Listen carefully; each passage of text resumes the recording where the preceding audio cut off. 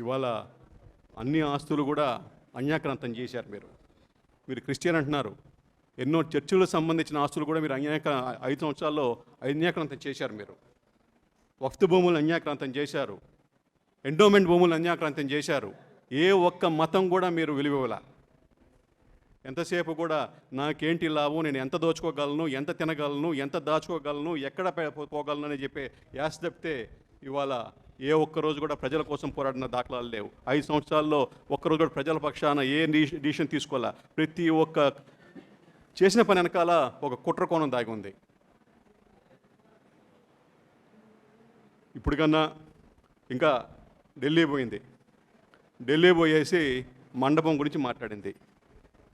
2023లో survey చేస్తున్నప్పుడు, ఆమె మంత్రిగా ఉన్నప్పుడు సర్వే చేస్తున్నప్పుడు గాడిదలు కాస్తుందామె. ఆమె ఇంటి ముందు పోతున్న సర్వే చేస్తున్న ఆ రోజు ఎక్కడ నిద్రపోతూ ఉంది? ఎవరు నిద్రపోతూ ఉంది?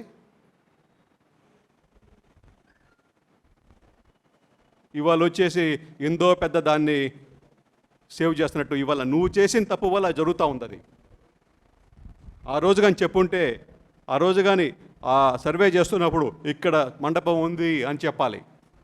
అన్నీ అయిపోయినాక, టెండర్లు అయిపోయినాక ఇవాళ అన్నీ వచ్చి నంగి మాటలు మాట్లాడితే అట్ట